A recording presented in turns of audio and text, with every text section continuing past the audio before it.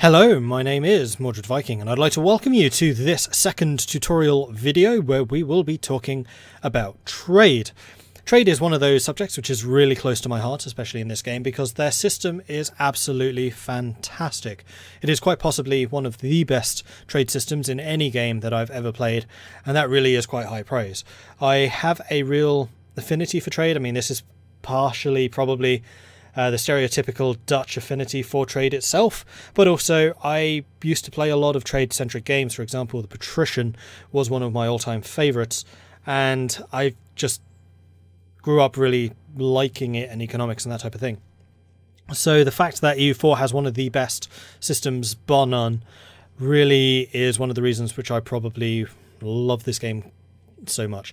So what we're going to be doing here is we're going to be separating this video into probably two. So first of all, we'll be talking about the basics of trade, that is how to get into it. It seems at first to be pretty convoluted, to have a lot of different systems and things going on. Really, the basics of trade are very simple. It's moving trade from point A to point B to point C, where you then take your share.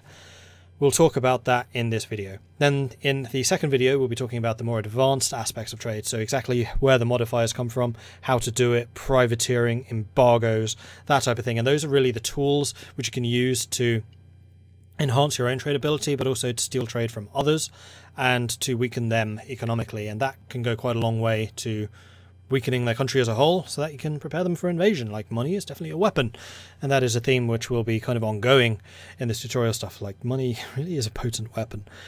So I do hope that you enjoy this. I want to say a big thank you to the Patreon supporters who have made this video possible. We have reached the $100 a month goal to do these tutorials, so thank you very, very much to them. If you want to support this channel and these tutorials, then please do check out the Patreon link in the description below, and that is going to be directly contributing to these types of tutorials. I'm going to be doing one of these per month. I might do more in the future based on how goals work. I haven't added any yet, but you never know. So thank you very much for your support. Hope you enjoy this. Let's get stuck in.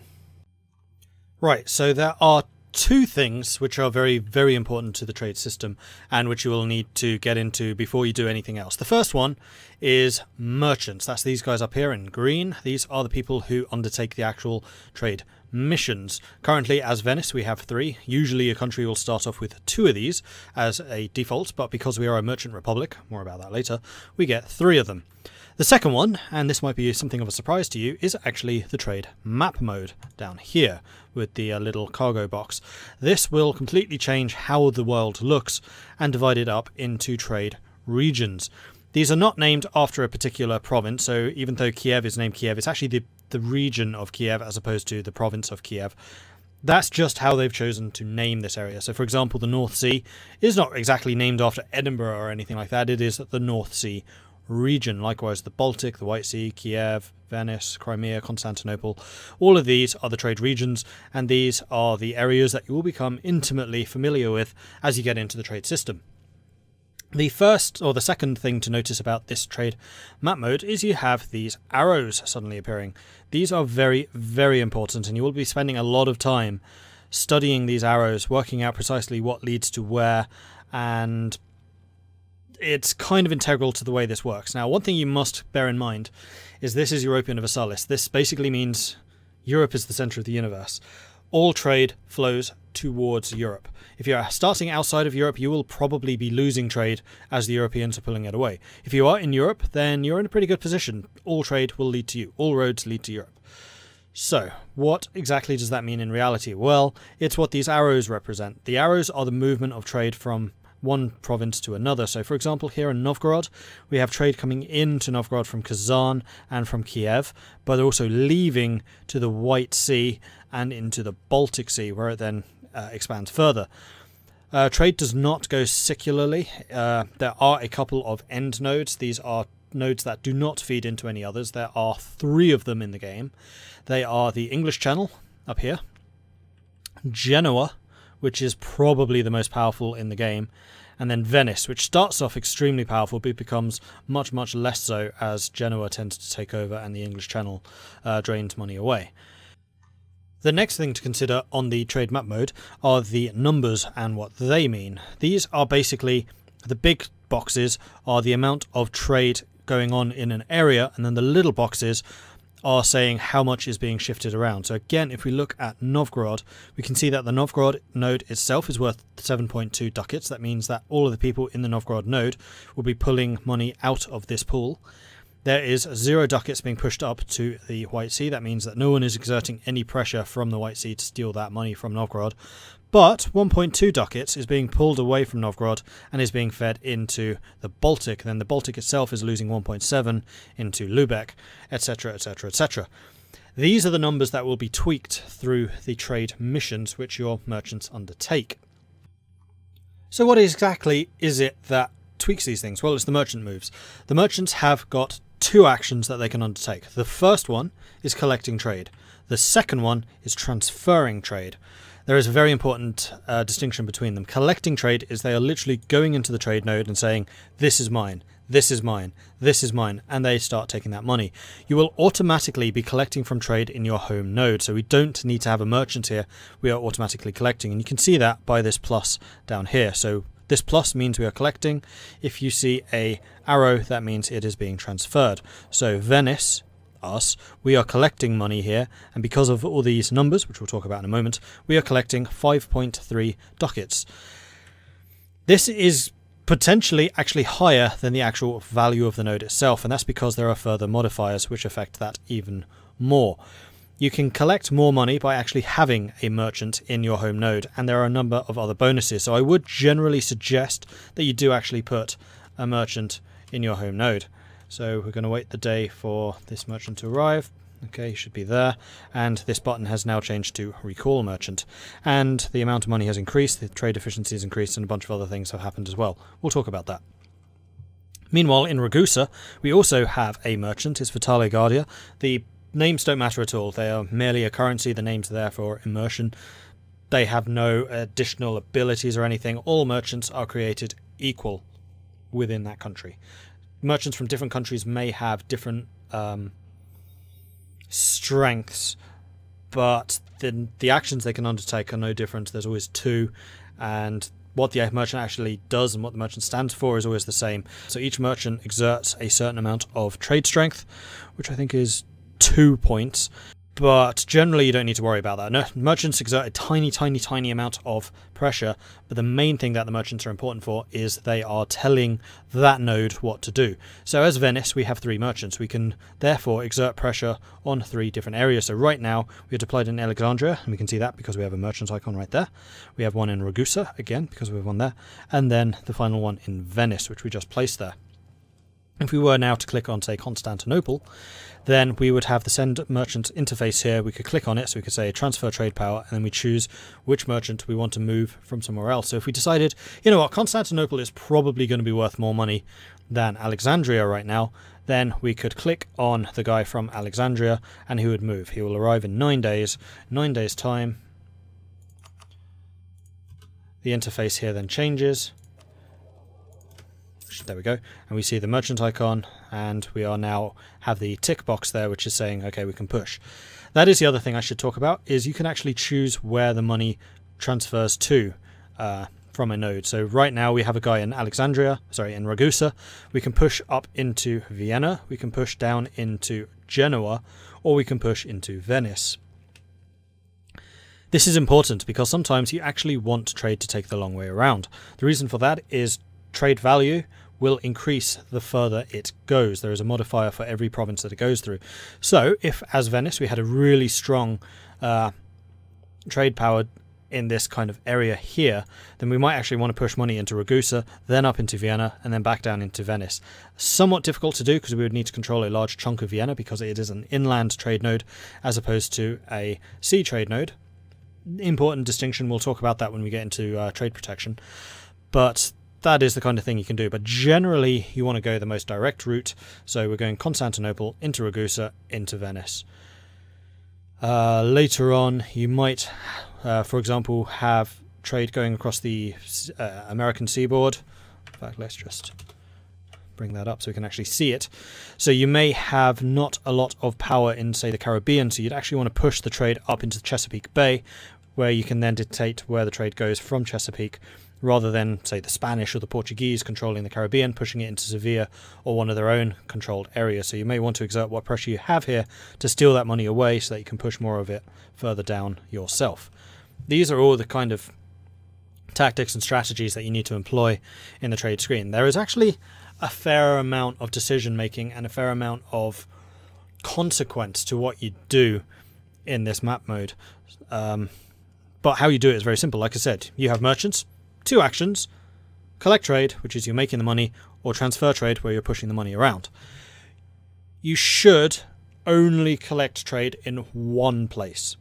This is a fairly important thing to say. It is possible to collect trade in multiple, so you will sometimes see France, for example, collecting in both Champagne and Genoa, because both trade nodes can become quite valuable, or even the English Channel and Genoa, because they are both end nodes. But generally, as a rule, you want to avoid doing this, and that is because there is a pretty hefty penalty if you do collect trade in multiple places. So if we change this person to collect trade rather than transfer, we can go down to the Venice and we can see suddenly this modifier here has a massive malus. The one in Venice itself does not.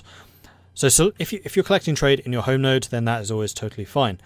If you're collecting trade outside of your home node as well as your home node, then bad things start to happen. So what you'll want to do in that instance is move your trade capital. The trade capital is this button here. It will cost you 200 Diplo power. You will need to have core to that province, and it will obviously need to be in a different trade region. But that would allow you to collect somewhere else. So for example, if you started the game as Scotland, your capital would be here in Lothian. That means your trade capital would be Lothian. But if you were to take out England and you conquered London, the English trade node is worth way more than the North Sea, so you'd probably want to move either your capital or your trade node down into London. And there are a number of different nations which can really make use out of this. Sweden is another one. If they get control over Lübeck through Denmark, you might well want to move your trade capital to Sjælland here. Or in France, you may want to make it Genoa rather than Paris itself, even though Paris is a pretty nice place to have the capital itself. Right, what else happens when you are collecting trade in a place like this? So we're going to switch back to transferring trade power. We can now click on Venice, and we can see that our modifier has gone up. That is because we have transfer from Ragusa and transfer from Constantinople. So what this does is it takes all of the trade power which you have in a particular area, and there are a number of different sources of this, I'll talk about that in a moment, and then modifies it. In fact, let's talk about the sources of it now, and then we'll talk about the modifiers. That's probably a better way of doing it. Right, trade power. So the way that you actually determine how much influence your merchants have in the areas when they're undertaking their actions is determined by the trade power. Trade power can be generated in, let me think about this for a moment, I think it's 3 ways, possibly 4 ways I would say. The first one, and the most obvious, is simply by owning land. So because we have Istria, Venice, Friuli, Treviso, Verona and Brescia here in the Venice node, we have got 53.3 trade power. Different nodes are worth different amounts. That's generally based on the production. No, I think it's the total. Yeah, it's based on the total development. So if we look down here, so we're clicked on the Treviso province, that can be in any map mode. It doesn't matter where you access this from. You can then see the trade breakdown over here. Trade power from Treviso is 6.3. That's because it's a base of 3.6 from the development, which is then further modified by your trade efficiency. Talk about that later. Being coastal and being mercantilist. Again, that's the advanced stuff. That's the stuff you don't need to worry about right now. What you do need to worry about is the amount of trade power you are getting. So once again, if we click on Venice, we can see trade power Venetia, 26.9. Having the province of Venice is huge to controlling the Venetian trade node. Likewise, if we were over here in Genoa, we can hover over the Genoese one, and we can see that Genoa itself is worth 33.7. So there are some provinces which are massively powerful. And the reason for that is they are centres of trade, and that is denoted by this icon here. So in the Venice node, if we look around it, it's all of this light blue cyan kind of colour. We have a centre of trade here in Venice, which is local trade power plus 10. That's just a straight plus 10. It's not a percentage, it's just a plus 10 number. That is pretty potent. And then there is also Milan over here, which is another plus 10, because an inland centre of trade, it doesn't have quite as many bonuses as the coastal centre of trade, which are very, very potent. There are other ways of generating it, and you can see that there is a different icon here in Ferrara. That is a trade estuary. So Ferrara is also a +10 just for being a trade estuary, but it does not have the other bonuses that being a centre of trade has. There are some locations which are both an estuary and a centre of trade. For example, here in Holland, we can see the province of Holland is worth a whopping 47 trade power, which is why the two-province nation of Holland is actually able to compete with England in terms of the trade power being exerted here in the English Channel. And that is because they have a coastal centre of trade, which is a +10, and they have the Rhine estuary, which is another +10, and then any trade modifiers, of which Holland has a couple, added on top of that. Okay, so provincial trade power is very important. That is where a lot of your very protected trade will come from. So if you want to exert a lot of control in a certain area, you want to have territory there. In inland trade zones, it is the only way of exerting trade pressure. So if we go here to Austria, they are getting 42.1 from owning territories in the Vienna trade node, and that is purely because of the amount of territory they have. Oh, they're getting some more. Why is that? Oh, inland caravans. So caravans can also provide a further amount of trade, and I'm not sure why that's different. They seem to have changed the mechanics of caravans, which is good because they used to be overpowered. Okay, I'm not 100% sure of how the caravans work. Alright, it's the development. Inland caravans provide a total of 50 trade power due to a development base of 210. So I assume that's on a sliding scale. Up to 150 or so. So that is why Austria and Hungary are getting 50, which is the maximum, but that can be modified even further if we go here to Lübeck through having... Actually, would Lübeck be the best example? I need a merchant republic that has inland stuff.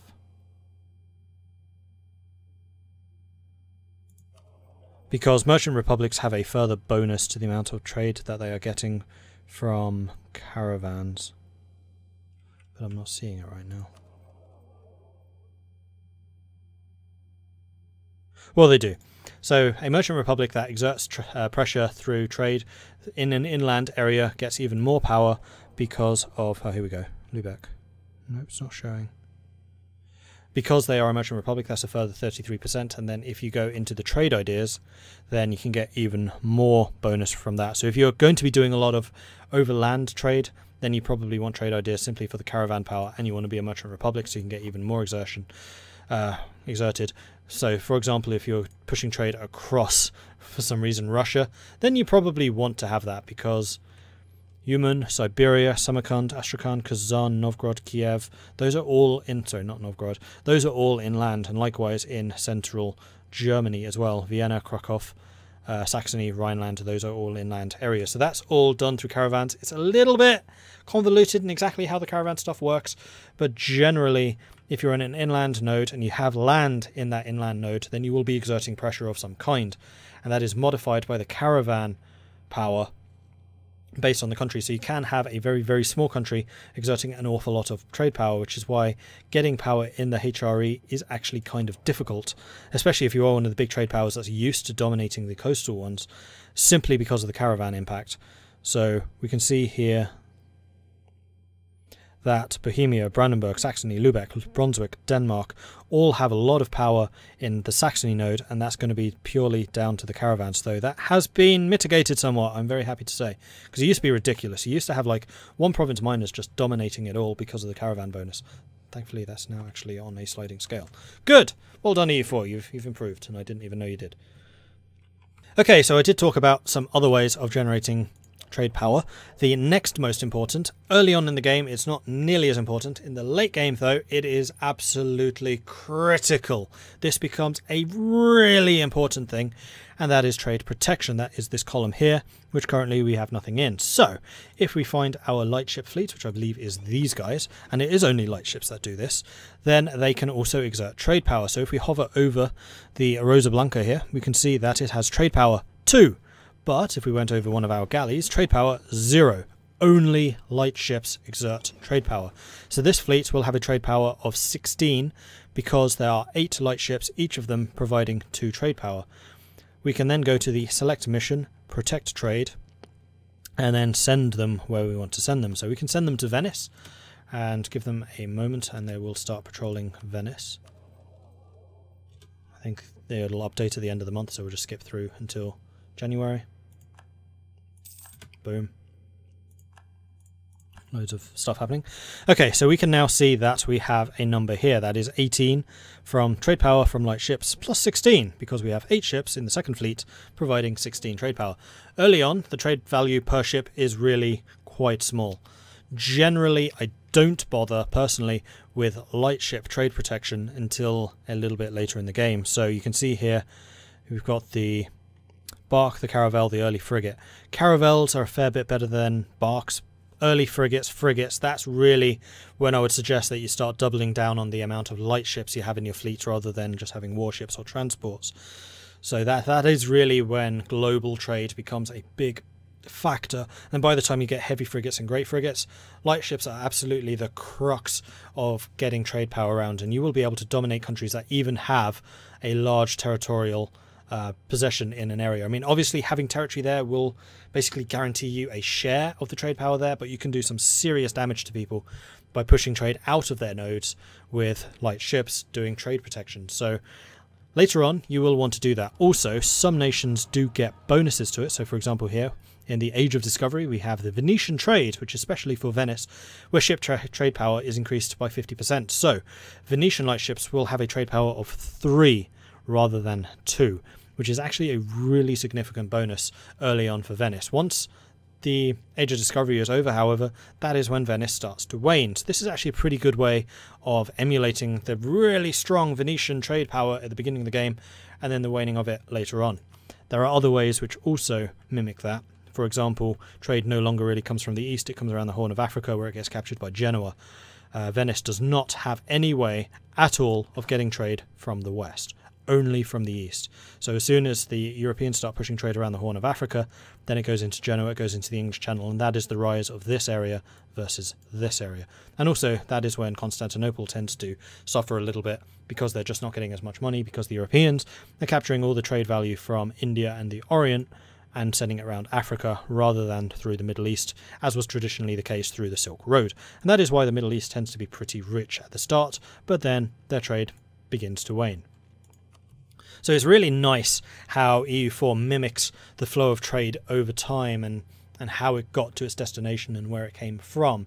I really like that, and having talked to the designer of at Paradox who actually made this system, that is absolutely what they were attempting to do, and I absolutely love it for it. It is a fantastic way of simulating the way that trade works.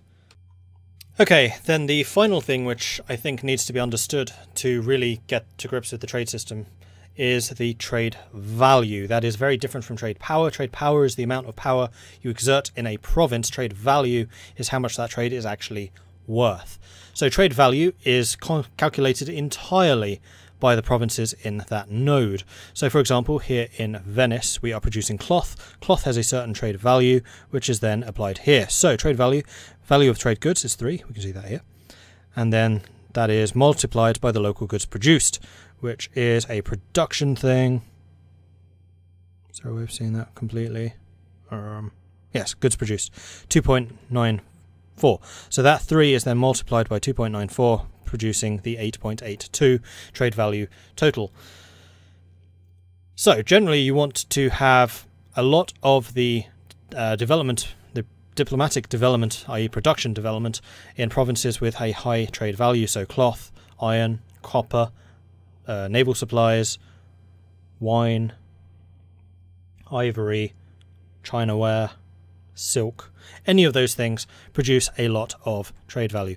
The one thing which does not produce any trade value whatsoever is gold, because you get the money from that directly. So if you have an area with loads and loads of gold provinces, i.e. Eastern Africa in the Zambezi area, even though it will have a massive amount of production cash thanks to the gold supplies, it will not actually generate any trade value whatsoever. So that is something to consider there. It doesn't matter that much, but you definitely want to know about it.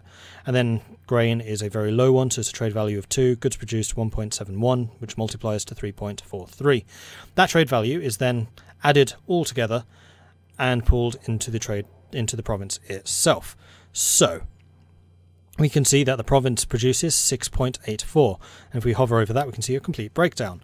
Venice 8.82.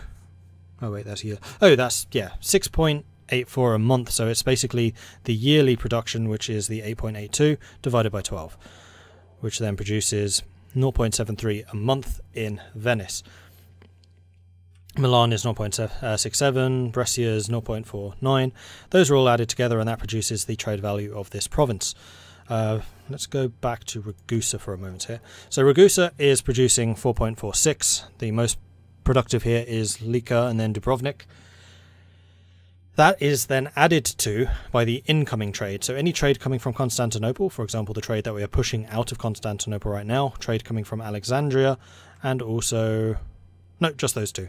So from Constantinople and from Alexandria increases the incoming. So we have the 1.27 plus 4.46 equals the amount of trade currently available here. Some of it is then being pushed out. So for example, loads of this trade is currently being pushed into Vienna because of all the minor nations doing their caravanning trick thing, which we talked about earlier. So loads of that is being pushed out by the miners, and you can see exactly who's doing what in what area by the flags under the icon. So here, pushing into Vienna, we have Hungary, Bavaria, Augsburg, Ulm, and Salzburg. This is just showing who the top people in this node are. This is people actually showing we are pushing this money out of here into these areas. So here we can see pushing into Venice, we have Venice, Milan, Mantua, and Urbino into the Venice node. So we have the local of 4.46 plus the 1.27 incoming from the others, which is why pushing trade around is so important. We are then losing 4 ducats because of the trade being pushed elsewhere, and then that leaves 1.65 actual trade in this node, which is displayed here. I'm going to sneak in here with a very quick post-edit note because I realized I didn't describe something very well. The reason you need to know what the trade power and the trade value are is because those are the tools that you will then use to make the decisions of where to deploy your merchants and where to use their actions. So basically the best way to consider how the trade value works is it is a pot of money.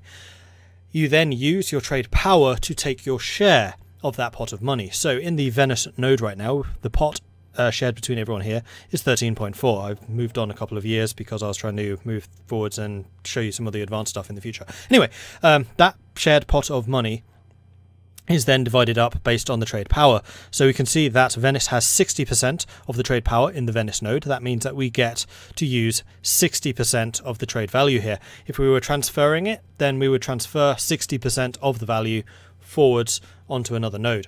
If we are collecting here, then we are going to be taking 60% of the total trade value in this area. If we click on Ragusa, for example, then we can see our share here is only 21% rather than the massive 60%. That means that the 21% of this trade power we are then pushing forwards because we have a merchant deployed here, which then goes into Venice. So our share of that pot is much, much less and is shared with a whole bunch of other nations, each of them taking in a tiny share because we have a whole bunch of small nations using the caravan system in Ragusa. That is one of the downsides to being competitive there. So definitely the best way to think of this is a pot. You need to consider what is being shared between people, and then from there you can make a decision. So if you have a large amount of trade power in an area, then you can exert a lot of control and a lot of pressure on what exactly happens in that area. If there is a lot of trade value in an area, for example over here in Genoa, then you might actually be able to get more money out of it even if your trade power there is smaller. So one of the differences between Constantinople and Alexandria is Alexandria, traditionally Venice, can get a pretty good share because they control a couple of territories here, Crete being one of them, Crete being a trading post. Talk about that in the future. This means that even though the Alexandria pot, the total pot, so that's 4 plus 2 plus, call it 3 between those, so that would be 9, call it 10 ducats. your share of those 10 ducats would then be the 15%, which you can then dictate what is happening with it. But the Constantinople node is actually worth 11.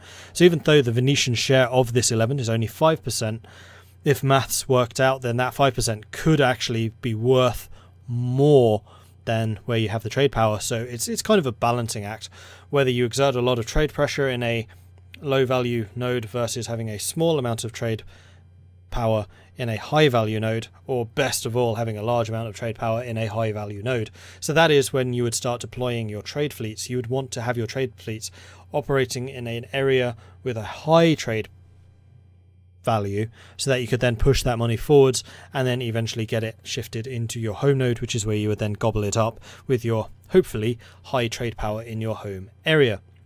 So we can see that there is 8.98 ducats here in Venice, but if we add 4.99 plus 2.26 plus 2.03 plus 0.64 plus 0.64, this actually makes way more than 8.98, and the reason for that is it is then multiplied by the trade efficiency. So trade efficiency is probably the most important modifier that your nation can have, because not only does it increase the amount of trade you're actually pushing around, it also increases the value of the trade you are actually collecting.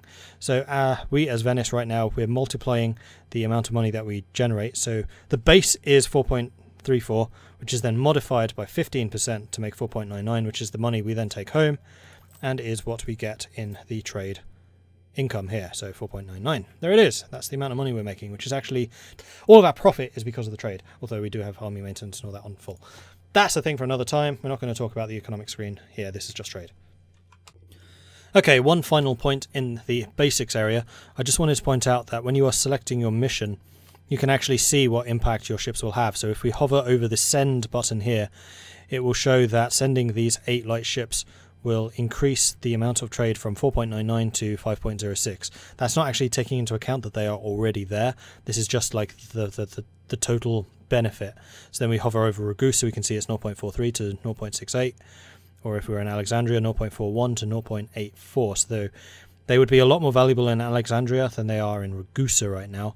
And actually they would be the most potent in Constantinople. They could do a lot of change in Constantinople, but because we don't have a merchant in Constantinople right now, some of that could be wasted. Okay, so let's talk very briefly about the importance of a merchant, because it matters here. In Constantinople, we could actually send the ships to Constantinople and it would push the money from Constantinople into Ragusa, even though we don't have a merchant there. And that is because if you are not collecting, you are always pushing. So even though even though we do not have a merchant here, you can see there is no merchant icon there, we are still pushing the money forwards. And that is just because of downstream trade. That is something we'll talk about in the advanced section, pulling the trade forwards. We could put our ships here and it would push forwards. And the reason for that is because it only exits into one direction.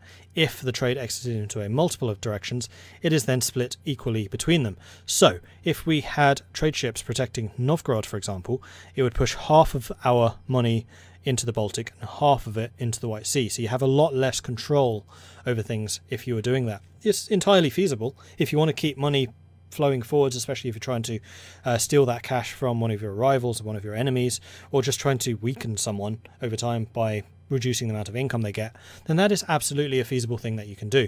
But if you actually want to control it, put a merchant there and then you can choose exactly where that money is going, and then all of the trade steering that you're exerting on that place is then put into that one direction rather than being spread. So if we didn't have a merchant in Alexandria, we would then be using all of our trade power, which is 19.2 of this whole pool, would be spreading probably about 6 power this way, 6 power this way, 6 power this way, and we would just have a lot less going into Venice itself. So that is something to consider. That is why merchants are important. The other thing which I briefly touched on was in the trade power here, no, this one, trade power modifiers. As you can see, we have the transfer from Ragusa and the transfer from Alexandria. As long as you have a merchant collecting in your home trade nodes, that's wherever your capital is, or your trade capital, depending on if you have a trade capital, then you get that bonus. So the more merchants that you have anywhere in the world will add to your modifier. So we are generating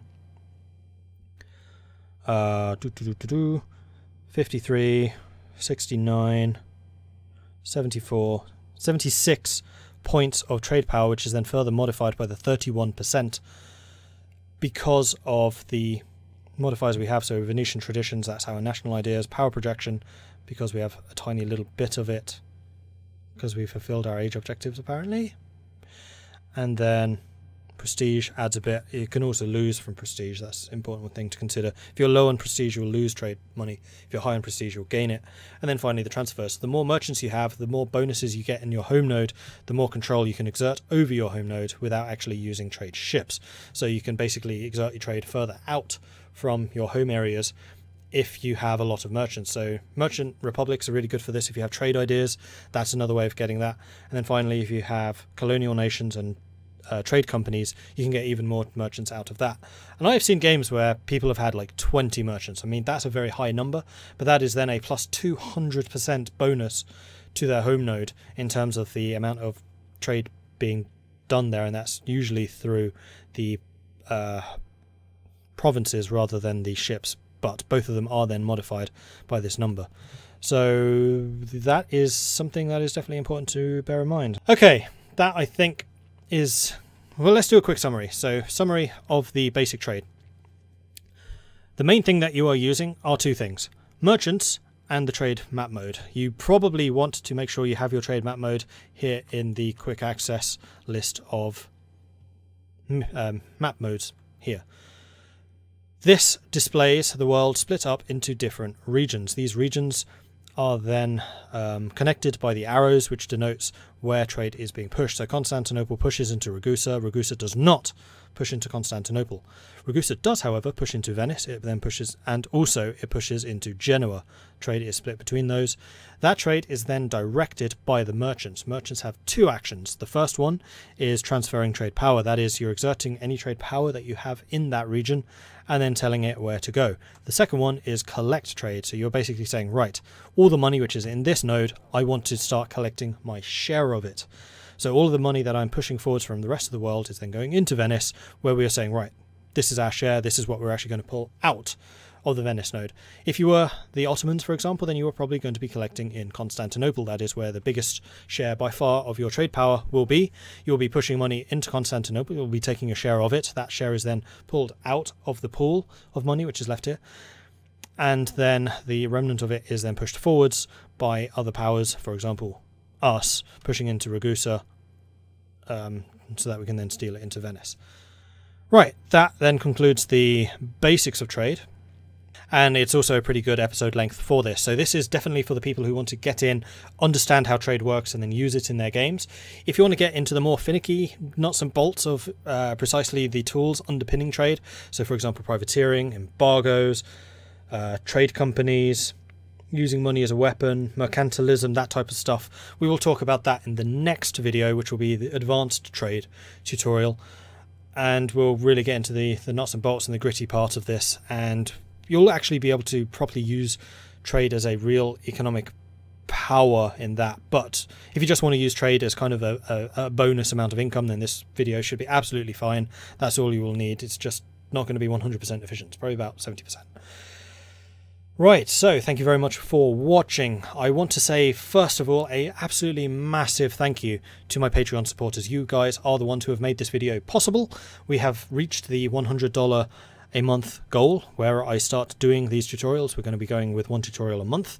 We've already had the getting started tutorial. This is the second one. I was actually going to do a Hearts of Iron tutorial next, but I think I'll do the advanced trade instead. And then after that, we'll start looking at Hearts of Iron. Like I wanted to do a doctrines tutorial for that. That will come in the future. But again, thank you very, very much to the Patreons for supporting that. If you want to support the channel and these tutorials, then please do check out the Patreon, my Patreon as well. You can find a link to that in the description below. Anything that you're able to give me there helps me tremendously in producing these videos and also the other content that you can find on the Mordred Viking channel. If you've enjoyed this, then do hit that like button so I know to keep these coming. If you have anything that you want to ask or anything I've got wrong or anything you want me to expand upon, let me know in the comments. And also if there's anything else around trade that you want me to cover in the advanced tutorial, let me know in the comments and I will try and take that into account. I have a pretty long list of the stuff I want to cover, but I'm sure there's other stuff as well. Let me know in the comments. And otherwise, if you haven't done so already, then do consider subscribing so you get notifications of when I do things like this and also my regular gaming content in the future. Thank you very, very much for watching. I hope it's been useful to you, and I'll catch you next time. Goodbye.